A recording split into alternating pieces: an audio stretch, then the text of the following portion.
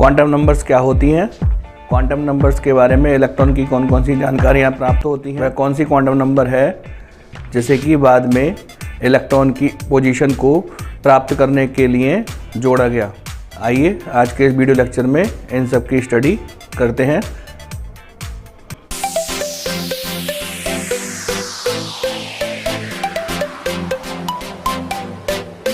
Welcome to our online chemistry class. In this video lecture, we study quantum numbers. Quantum numbers 11th class के point of view से एक important topic है। इस topic का use करके हम अपने हायर क्लासेस में यूज़ होने वाले कॉन्सेप्ट को क्लियर कर सकते हैं। क्वांटम नंबर्स की सहायता से इलेक्ट्रॉन की पोजीशन की जानकारी प्राप्त होती है। इलेक्ट्रॉन की पोजीशन क्या होती है, आइए इसको एक चित्र के माध्यम से समझने का प्रयास करते हैं। जैसा कि आप सामने चित्र में देख सकते हैं, एटम में बिल्कुल सेंटर में पॉजिटिवली चार्ज न्यूक्लियस होता है। उसके चारों ओर भिन्न भिन्न कोश अर्थात शेल्स में इलेक्ट्रॉन मूव करते रहते हैं। जैसे कि आप यहाँ पे देख सकते हैं, around the nucleus this is the first shell जिसको हम K से डिनोट करते हैं, सेकंड सेल जिसको हम L से डिनोट करते हैं एंड थर्ड सेल जिसको कि हम M से डिनोट करते हैं। इन सेल्स में इलेक्ट्रॉन मूव करता रहता है। आधुनिक परमाणु मॉडल के अनुसार ये कोश जिनको हम सेल कहते हैं, सब सेल्स अर्थात उपकोश में डिवाइड हो जाती हैं। इनको हम S, P, D, F से शो करते हैं।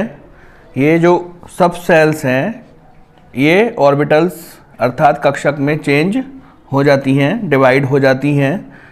S उपकोश की एक ऑर्बिटल होती है, P उपकोश की 3 ऑर्बिटल्स होती हैं, जबकि D उपकोश की 5 ऑर्बिटल्स होती हैं।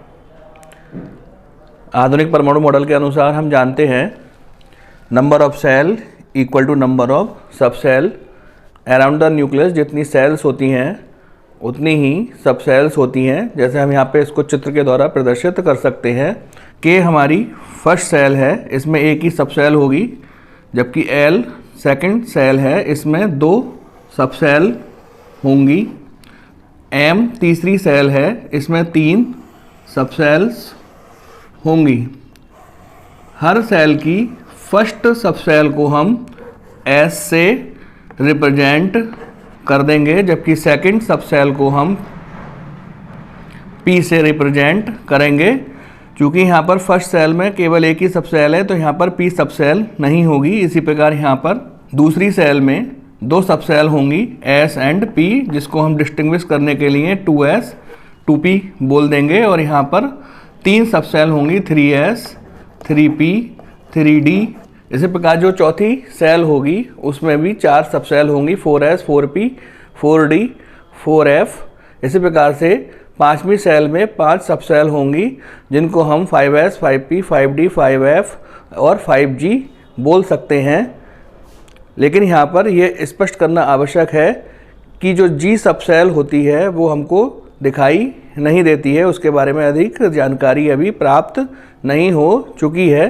तो हम यहाँ पर सेल्स को केवल 4 सब सेल्स में डिवाइड करेंगे। First sub shell is S, second sub shell is P and third sub shell is D and 4 sub sales is F।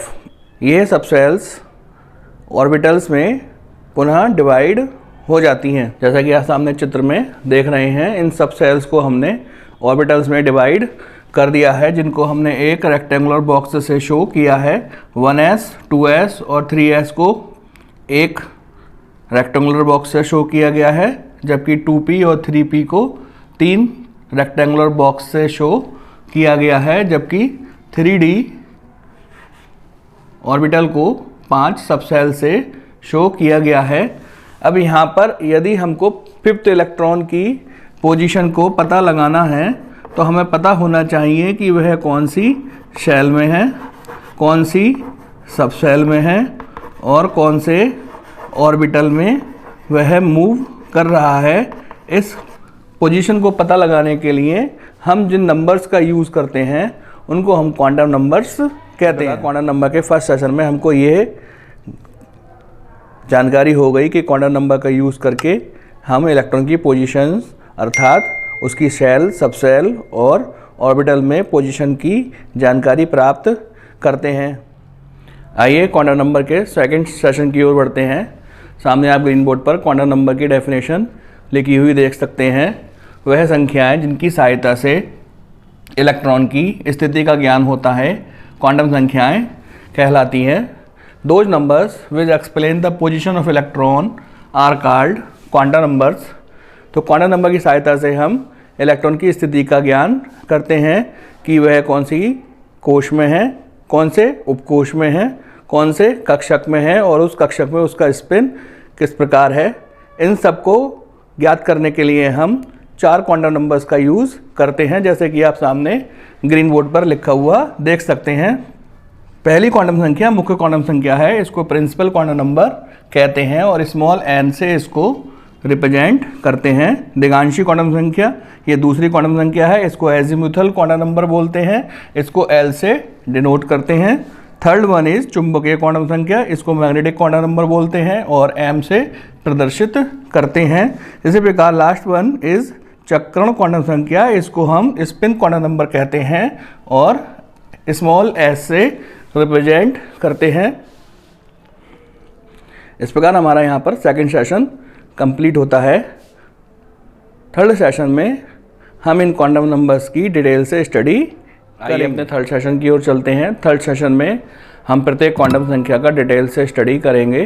पहली क्वांटम संख्या मुख्य क्वांटम संख्या है, इसको प्रिंसिपल क्वांटम नंबर कहते हैं और इसको n से रिप्रेजेंट करते हैं। n की वैल्यू 1 तथा अनंत के मध्य कुछ भी हो सकती है, लेकिन व्यवहारिक रूप से n की वैल्यू 1 से लेकर 7 तक ही अभी प्राप्त हो चुकी है। मुख्य क्वांटम संख्या के बारे में निम्नलिखित जानकारियां हमको प्राप्त हो सकती हैं। सेल में इलेक्ट्रॉन की स्थिति, अर्थात इलेक्ट्रॉन कौन सी सेल में है, ये हमको मुख्य क्वांटम संख्या बताती है।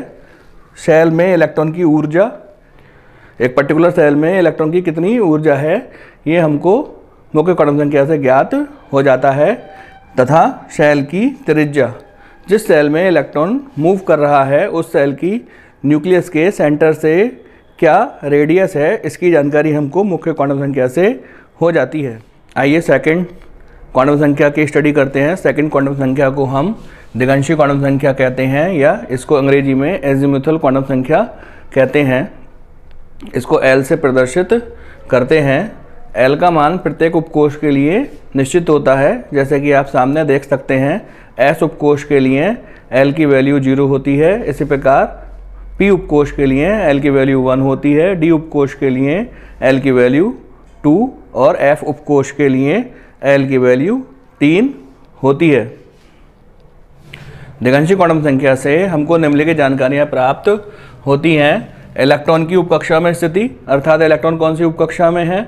उपकोष की आकृति, उपकोष की आकृति कैसी है, हम जानते हैं S उपकोष की आकृति स्फेरिकल होती है, जबकि P उपकोष की आकृति डम्बल और D उपकोष की आकृति डबल डम्बल होती है। तो दिगंशी क्वांटम संख्या से हमको उपकोष के आकृति का ज्ञान हो जाता है। इसी के साथ दिगंशी क्वांटम संख्या से हमको इलेक्ट्रॉन का ऑर्बिटल कोणीय संवेग भी ज्ञात हो जाता है।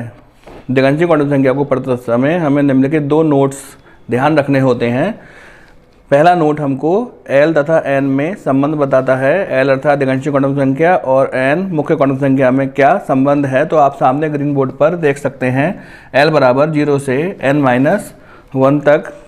सेकंड नोट हमको बताता है कि L तथा N के संख्यात्मक मान आपस में समान होते हैं।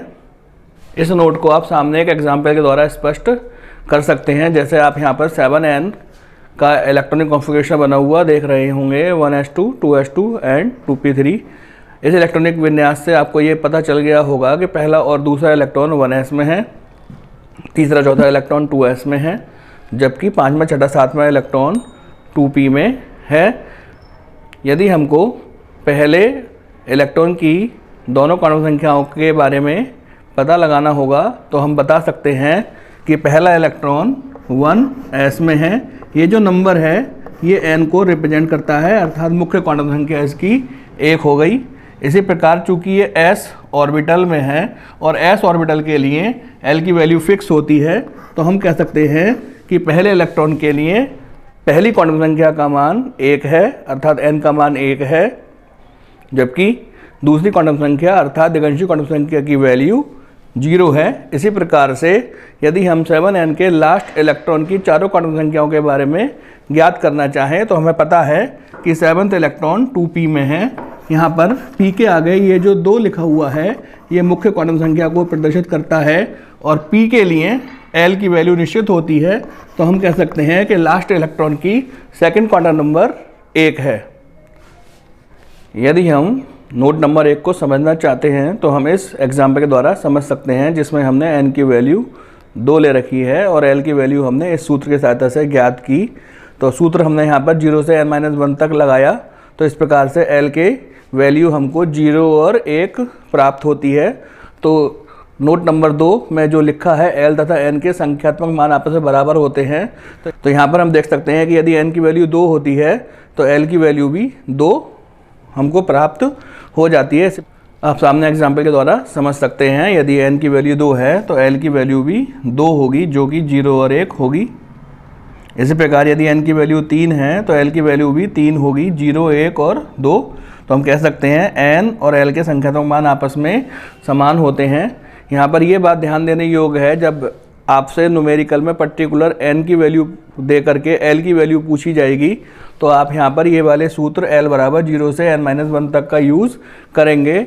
यदि आपसे किसी पर्टिकुलर ऑर्बिटल के लिए n और l की वैल्यू पूछी जाएगी, जैसे कि आपसे पूछा जाता है कि 2s के लिए n और l के वैल्यू बताइए, तो 2s के लिए n की वैल्यू 2 होगी और s के लिए l की वैल्यू फिक्स होती है, जो कि यहाँ पर लिखा हुआ भी है 0 के बराबर होगी। इसी प्रकार से यदि आपसे पूछा जाता है कि 5s के लिए n और l की वैल्यू बताइए, तो 5s के लिए n की वैल्यू 5 और l की वैल्यू 0। इसी प्रकार से यदि आपसे पूछा जाता है 3p के लिए n और l की वैल्यू बताइए, तो n की वैल्यू 3 और l की वैल्यू p के लिए निश्चित होती है, that is 1। Third quantum number चुंबकीय क्वांटम संख्या या मैग्नेटिक क्वांटम नंबर है। इसको m या फिर m सफिक्स में l से प्रदर्शित करते हैं।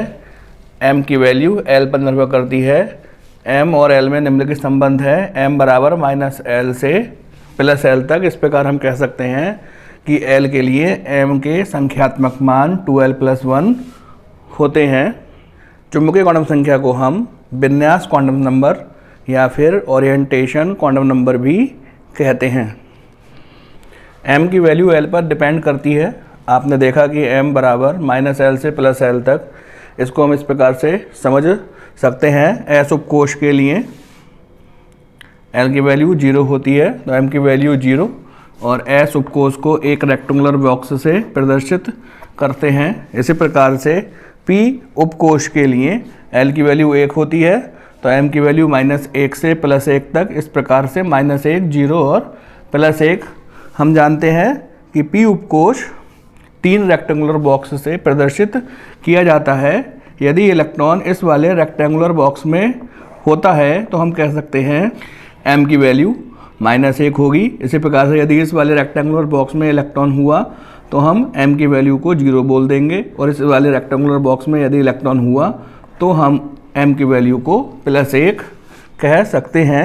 इसी प्रकार से d उपकोष के लिए l की वैल्यू 2 होती है, तो m की वैल्यू -2 से +2 तक, यानी कि -2, -1, 0, +1, +2 हर बॉक्स के ऊपर उसकी m की वैल्यू लिखी हुई है, जिसको कि हम चित्र के माध्यम से समझ सकते हैं। चुंबकीय क्वांटम संख्या की सहायता से इलेक्ट्रॉन के अभिविन्यास अर्थात ओरिएंटेशन की जानकारी हमको प्राप्त होती है। ओरिएंटेशन का अर्थ होता है कि इलेक्ट्रॉन कौन कौन सी अक्ष के बीच, एक्सिस के बीच मूव कर रहा है। इसकी जानकारी हमको चुंबकीय क्वांटम संख्या अर्थात मैग्नेटिक क्वांटम नंबर से होती है। आइए तीनों क्वांटम नंबर्स को एक एग्जाम्पल के द्वारा स्पष्ट करते हैं। सामने आप 7n अर्थात नाइट्रोजन का इलेक्ट्रॉनिक विन्यास लिखा हुआ देख रहे हैं, 1s2, 2s2, 2p3। इसका फर्स्ट इलेक्ट्रॉन 1s में है, तो हम यहाँ पर कह सकते हैं कि 1s के लिए n की वैल्यू 1 होगी, l की वैल्यू 0 होगी, क्योंकि हमको मालूम है s ऑर्बिटल के लिए l की वैल्यू 0 होती है, और m की वैल्यू भी 0 होगी, क्योंकि s ऑर्बिटल के लिए l तथा m दोनों ही 0 के बराबर होते हैं। इसी प्रकार से यदि हम लास्ट इलेक्ट्रॉन के लिए तीनों क्वांटम संख्या की बात करें तो लास्ट इलेक्ट्रॉन 2p में है। इसके लिए n की वैल्यू 2 होगी। ये जो आगे अंक लिखा हुआ है ये n की वैल्यू को बताता है। p ऑर्बिटल के लिए l की वैल्यू फिक्स है, जिसको कि हम 1 कह सकते हैं। m की वैल्यू निकालने के लिए हमें हुंड्स के मैक्सिमम मल्टीप्लिकेशन रूल के अनुसार इसमें इलेक्ट्रॉन फिल करने होंगे। p के 3 रेक्टेंगुलर बॉक्स होते हैं अकॉर्डिंग टू हुंड्स रूल। यहाँ पर हमने 3 इलेक्ट्रॉन को फिल कर दिया। Last electron last rectangular box में आता है, जिसके लिए m की वैल्यू +1 है। तो हम कह सकते हैं 7n के लास्ट इलेक्ट्रॉन के लिए m की वैल्यू +1 होगी। आइए 2 महत्वपूर्ण नोट्स पर डिस्कशन करते हैं। पहले नोट में m तथा n के बीच में रिलेशन बताया गया है। यदि हमको n की वैल्यू पता होती है तो हम डायरेक्ट m की वैल्यू भी इस रिलेशन से ज्ञात कर सकते हैं। m और n में ये रिलेशन है m = n²। इसी प्रकार से m तथा l में जो रिलेशन है वो आप सामने ग्रीन बोर्ड पर लिखा हुआ देख रहे होंगे, m = 2l+1। हमारी अगली क्वांटम संख्या है चक्रण क्वांटम संख्या। इसको हम स्पिन क्वांटम नंबर भी कहते हैं। इस क्वांटम नंबर को इलेक्ट्रॉन की पोजीशन की पूरी जानकारी प्राप्त करने के लिए अलग से जोड़ा गया है। प्रारंभिक 3 क्वांटम नंबर मुख्य क्वांटम संख्या, दिगंशी क्वांटम संख्या और चक्कर क्वांटम संख्या को हम श्रोडिंगर वेव इक्वेशन को सॉल्व करके प्राप्त कर सकते हैं। जबकि इस क्वांटम संख्या को, जिसका नाम चक्रण क्वांटम संख्या है, इलेक्ट्रॉन की पूर्ण स्थिति ज्ञात करने के लिए अलग से जोड़ा गया है। चक्रण क्वांटम संख्या को s या फिर ms के द्वारा प्रदर्शित करते हैं। हम जानते हैं कि अराउंड द न्यूक्लियस इलेक्ट्रॉन 2 प्रकार से मूव करता है, परिक्रमण गति और परिभ्रमण गति। परिभ्रमण गति 2 प्रकार की हो सकती है, क्लॉकवाइज और एंटी क्लॉकवाइज। इसको हम एक चित्र के माध्यम से समझने का प्रयास करते हैं। यहाँ पर नाभिक के चारों ओर 2 इलेक्ट्रॉन की गतियों के बारे में दिखाया गया है। दोनों ही इलेक्ट्रॉन नाभिक के चारों ओर परिक्रमण गति कर रहे हैं, जो कि एक समान है।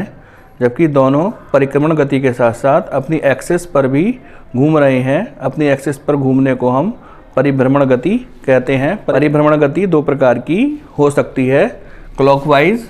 ये वाला इलेक्ट्रॉन इस प्रकार से क्लॉकवाइज रोटेशन कर सकता है, जबकि दूसरा वाला जो इलेक्ट्रॉन है वह एंटी क्लॉकवाइज रोटेशन कर सकता है।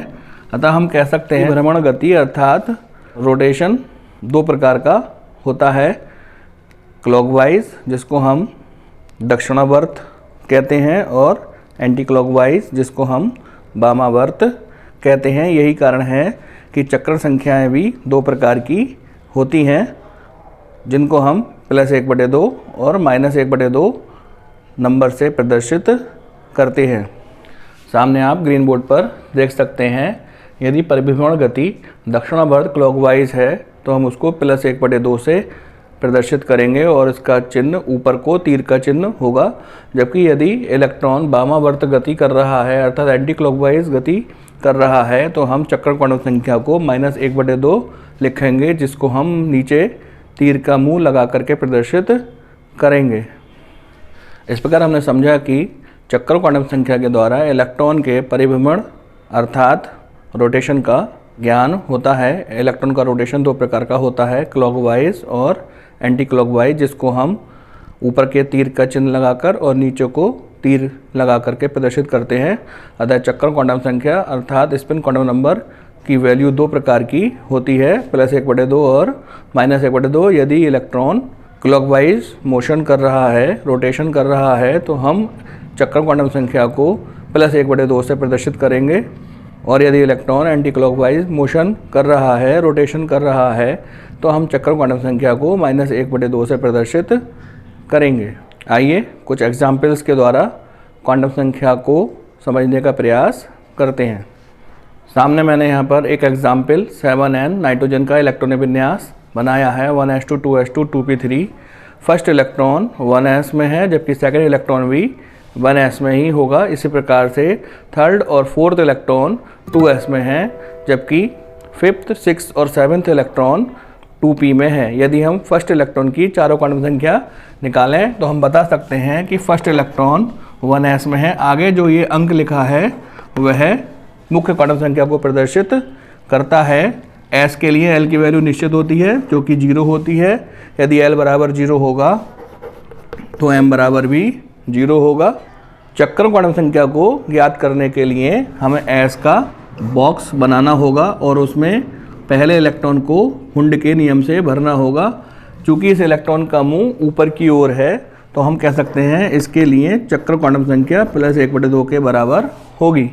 इसी प्रकार यदि हम सेकंड इलेक्ट्रॉन के बारे में चारों क्वांटम संख्या की बात करें तो सेकंड इलेक्ट्रॉन 1s में होगा। n की वैल्यू ये लिखी है s के आगे जो कि 1 है। l की वैल्यू s के लिए 0 होती है, m की वैल्यू भी 0 होती है।